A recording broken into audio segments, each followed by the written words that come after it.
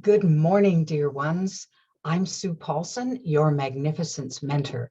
Welcome to the Healing Call of Cancer. This is episode 4. Today, I want to cover the idea of paying attention to all parts of you. So, cancer is not just about the body.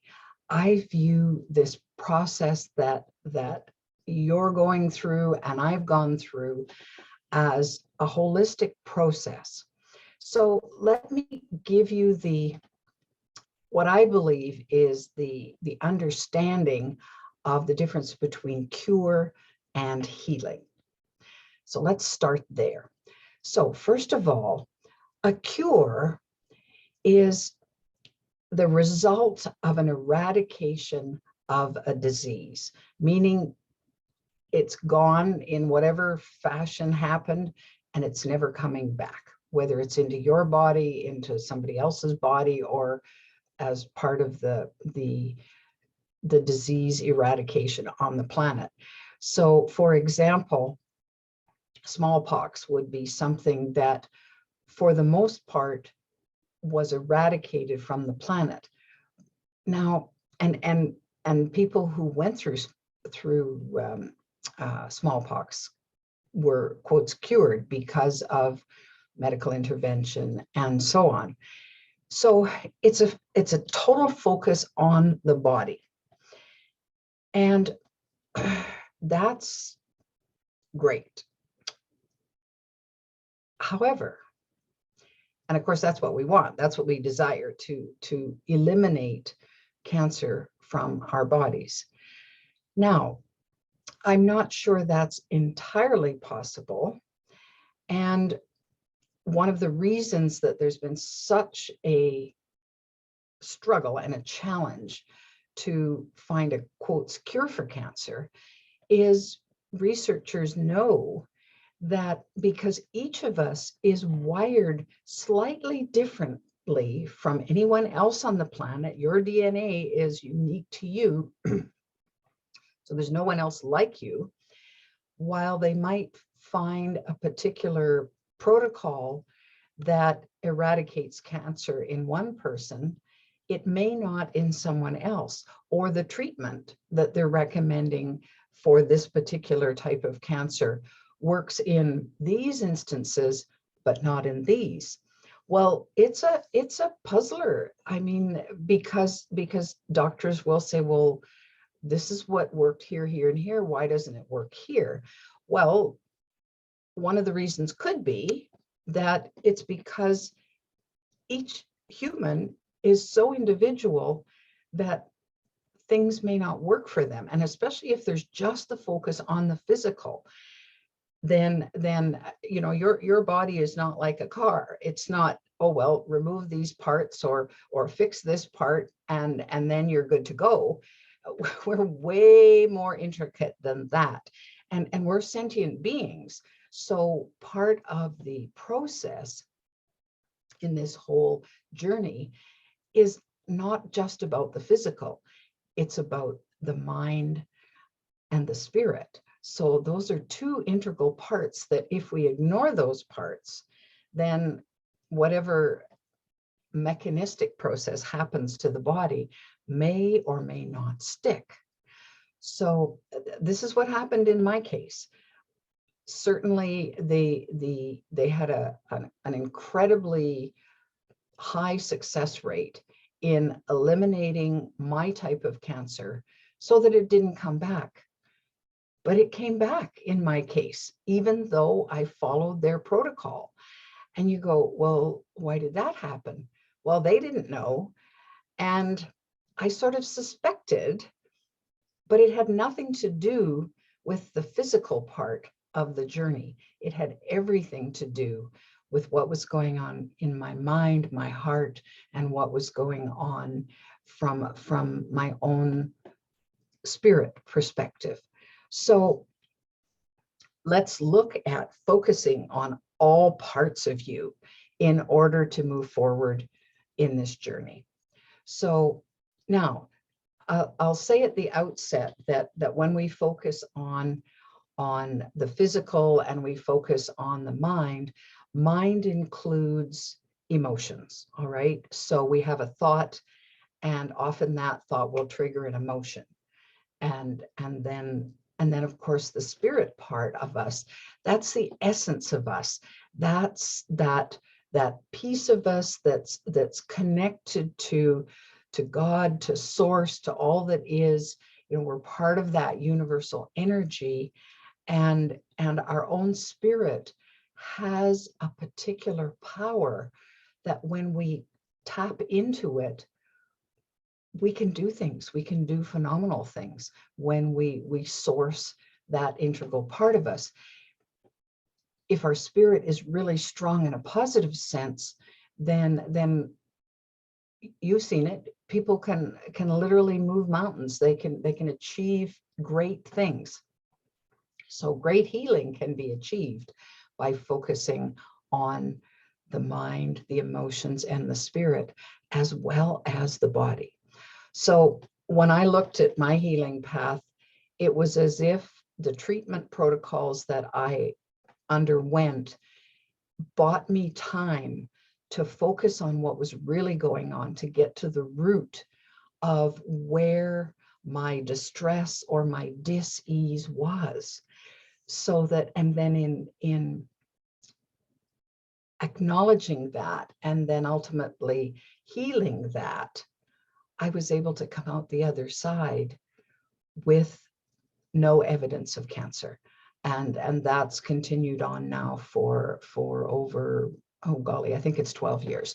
So, you lose track of time after a while. So, so I'm happy to say that it worked well for me. And when I talk to other cancer survivors and I talk to other professionals, the process was pretty similar in when they tracked back and thought, okay, how did I get from here to here? And it was because they paid attention to all of them, what was going on inside of them, emotionally, mentally, and spiritually, as well as what was happening to them physically. So let's take this apart a little bit. So let me think now, I'm not going to spend a whole lot of time focusing on the physical aspect, because so much of the physical is in the hands of the professionals that you choose to help you in your process here to get through cancer.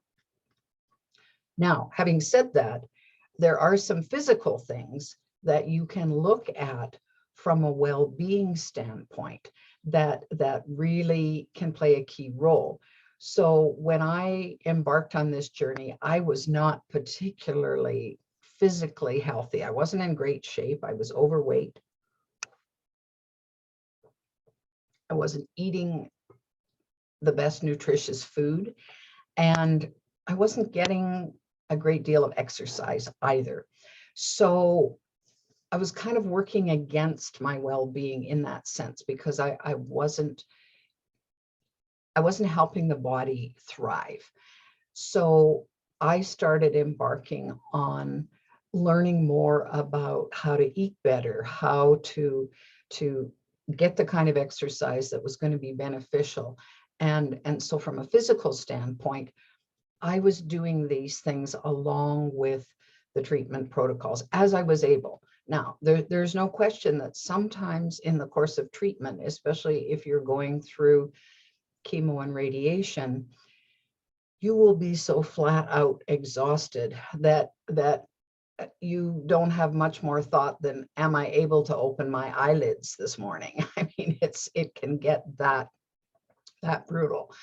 So a lot of what I did was ahead of the treatment, and I took the time to work through that. I did get healthier, I did get stronger, and that served me well. So yes, there are some things you can do physically ahead of time. And if you want to know more about that aspect for you, then talk to your doctors, talk to the healing professionals and say, all right, how do I go into this journey as healthy as I can possibly be.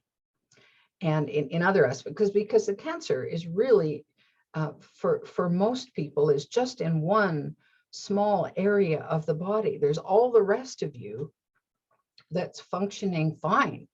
And so if you give some time and attention to the areas that are functioning well, then you build up some resilience to sustain you through whatever it is that you're facing as far as treatment. So that's the physical aspect. Now let's look at the aspect of the mind. All minds are tricky, and let's face it, we're filled with a myriad of thoughts that bounce all over the place. And a great many of those thoughts trigger strong emotions, maybe emotions that we've not allowed ourselves to feel for a long, long time. So of course, the first feeling that gets triggered at the thought of having cancer in your body is fear. Fear is a huge, huge obstacle to healing. I consider it to be the opposite of love. And when we allow fear to rule, then it's interesting how the body physiologically shuts down. It goes into fight or flight mode. All the chemicals, oh, now can I think of which ones they are? It's the opposite of endorphins. It's opposite of the feel-good feelings. And those chemicals do not serve us if they sit in our tissues. So there will be many points when it's important to manage the fear, well, first of all, to face the fear and say, I'm terrified, and acknowledge that. So the first part of pulling down the fear is to acknowledge, I'm just really scared right now of a whole bunch of things. And when we come face to face with the fear, there's no point running from it. There's no point denying it. We need to feel it. And so we acknowledge it. Yep, that's the emotion that I'm feeling. And in an odd kind of way, if we can take that in and really allow ourselves to feel it, then we have a chance to, because the body communicates with us through feelings. So the brain communicates with us by thought. So we have a thought.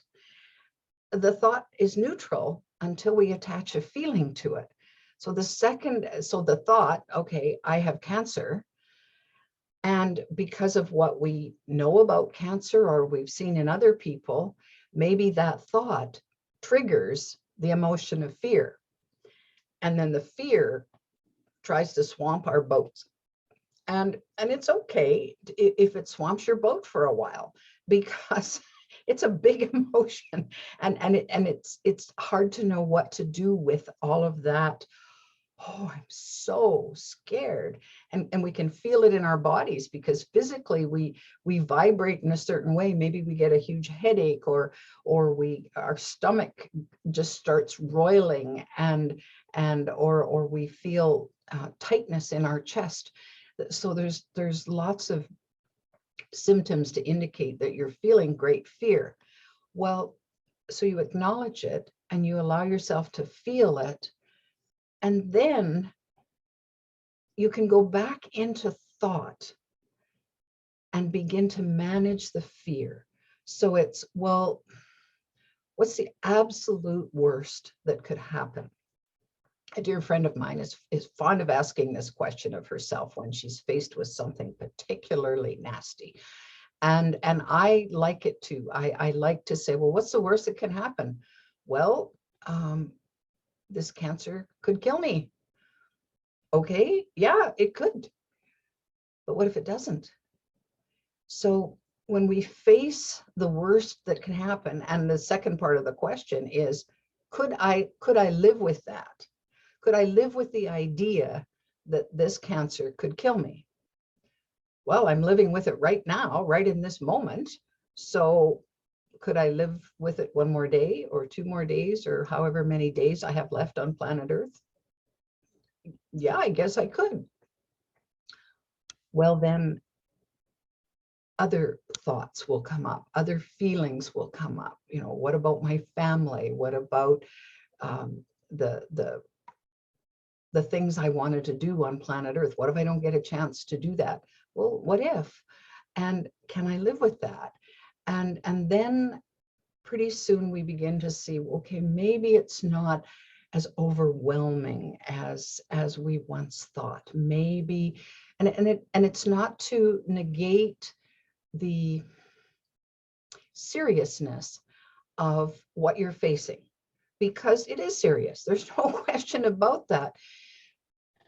But it doesn't do you a whole lot of good to keep dwelling on the fear and to keep hanging out in this worry mode where, well, now that I'm feeling this fear, I'm worrying about this and I'm worrying about this and I'm worrying about that. The body will not respond well to that. The body goes into an even worse state in trying to manage all of that. And the chemicals that infuse our bodies at that point are not healthy chemicals to sit in the tissues. So we want to say, well, is there an antidote? How can we move through the thoughts and the feelings to different ones? So here's a very simple thing. You know how to change your mind, right? You've thought, for example, that you didn't like a particular person, and then you got to know them quite well, and you changed your mind about them. Oh, well, actually, I don't not like them. I do like them. I've changed my mind. Well, so are we going to have peas or carrots for supper? Well, I think peas would be good tonight. And then you get close to supper and you have this craving for carrot. No, I'm going to change my mind. We're going to have carrots for supper. Well, it's pretty easy to change your mind because you know how to do it, and you do it on a daily basis, and you've done it for years. So guess what? You can change your mind. You can change the way you're thinking. Now, will it take some effort initially, especially if you're kind of steeped or mired in the fear? Absolutely. It'll take a little effort, and it'll take some consistency. It's no different than changing a habit. It'll take time and energy and focus. But what else are you going to do? You might as well grab hold and say, okay, let me see if I can change my mind about this. Let me see if I can set aside this fear, knowing that it's still there and it probably is not going to go away. I'm still acknowledging that I have it. But what can I think about instead that brings a different emotion? So gratitude might be something you think instead. Well, what if I was grateful for, despite the cancer, what if I was grateful for everything else that I have? And I start making a list. So what if you start doing that? You start listing, well, I'm grateful that I saw the sunrise this morning. I'm grateful that first cup of coffee tastes so good. I'm grateful that my kids gave me a hug before they went off to school. All of those things, and of course the feelings that come from that, because don't some of those things you think about generate a smile in your body? Well, the second that you start to smile about something or laugh about something or feel really good about something, you have a whole different chemical makeup shooting through your body. What's coming into your body is endorphins, which lighten up your mood, which help you feel lighter and take you to a different level. And interestingly, what feels really bad over here doesn't feel quite so bad. So it's about getting things into proportion, getting things into a state where you say, okay, well, this is bad, but maybe it's not as bad as I thought because I have these things over here to kind of counterbalance. And life is like that. Let's face it. A dear friend, Valerie, once said to me, well, Sue, life is a sweet sour. And I'm kind of, oh, I wonder what she means by that. And then she went on to explain that, well, some things are sour or bitter that happen to us in life, and other things are very, very sweet. Well, it's a combination of both of those. And let's face it, we're never more fully alive or never feel more fully alive when we're facing death. We're never more in love than when we've experienced the opposite of that. So it's about the contrast that we came to planet Earth to experience and what we do with it. So it's a choice. It's your choice, and you're the only one that can do this part because it's in your makeup. Now, that doesn't mean you can't get help or support to move into that, and that isn't necessary. I'm not suggesting that you do it alone. There are parts of this journey that only you can do, but that doesn't mean you can't reach out and ask for help, for guidance, for other ideas, for other information, and so on. And I don't recommend you try going it alone, because it's hard enough surrounded by people who are willing to support you. So, for example, I had the blessings of hypnotherapists and psychologists in my journey who helped me address what was going on with me, who helped me focus in a way that was helpful and healing for me. And that's what we're looking for. We're looking for healing here. So we talked about quotes a cure, which I don't really feel is entirely possible, but healing is very possible for you. You can heal to the point where cancer doesn't need to be a messenger that all is not well in your life, because you fixed what wasn't well in your life. You have addressed what wasn't working and moved through that and decided, all right, this is the way I want my life to go from here on in, which is very healing, because you've healed not only the body, but the mind and the soul. So there's work to be done in that regard. So the mind and emotions, the thoughts and the feelings are a vital part to address as you're going through the physical journey. Now, when do you address this? Well, it'll depend, because initially there's such big focus on the physical that a lot of your time and attention will be on that path. However, you're going to find that the physical part of the journey also triggers a lot of thoughts, and then of course the resulting emotions. So I have highly sensitive personality, and so I pick up on other people's emotions. So for me to go into the Cancer Institute for treatment was not only scary from a, oh, they're going to do treatment standpoint, but the vibe in the building, like nobody goes there just because, nobody goes there for no reason. They're either a patient, they're working with a patient, or they're visiting a patient, and it's not happy usually. And man, those would kind of come at me, and I'd walk out of there shaking because of this onslaught. So I had to find ways to deal with that, to cope with that, so that I didn't allow it to swamp me at different times. So So it can all happen at once. I would say the bulk of my journey involved the more intense focus on the root of the emotions and the thoughts later, after I had been through all the various treatment protocols I went through. So a lot of that, I didn't have time and energy to focus much on that. But what I had been doing is I journaled all the way through. So journaling for me was a way of at least getting my thoughts and my feelings down on paper, so that at some point I could look back and use that information to help me move forward. So that may be a tool that would be really useful to you in examining all parts of this journey. The last thing I want to talk about is the spirit within us, or the soul, whatever label you want to put on that.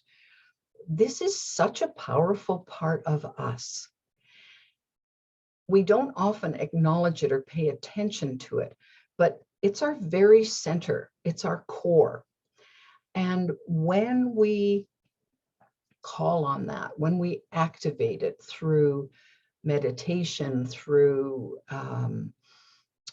quiet moments, through listening to beautiful music, looking at a sunrise or a sunset, it activates.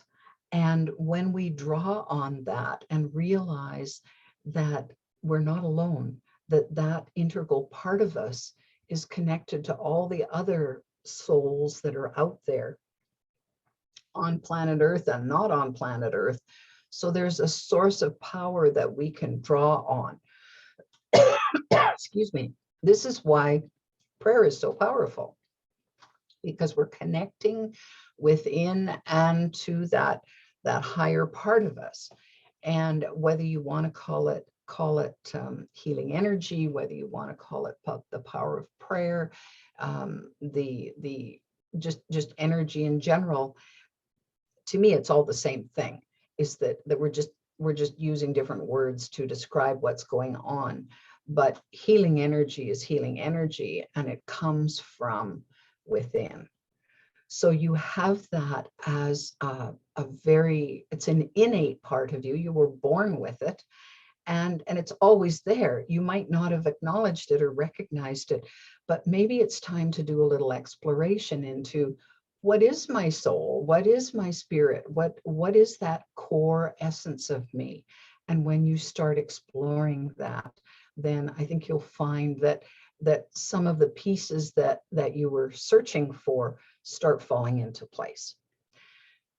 Oh, well, I've gone on and on about this, but to me, this is central to any of the talks that we have about cancer from here on in. So I wanted to give you that base, and then and where my beliefs are. Now, your beliefs may be vastly different than mine, and fair enough. That's entirely your thing, and you have a right to the way you believe and the way you feel. So see what you can pull out of what I've shared with you today. If you're enjoying this series, if you're finding the information helpful and useful, I suggest you subscribe to the channel Healing Call of Cancer. That will alert you to the weekly videos that come out.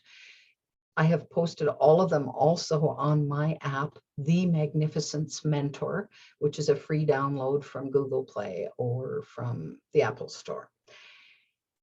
So we'll see you next week. Give some thought to the physical, the emotional, and the thinking part of you, along with your spirit, and see where that leads you next. Take good care, my friends.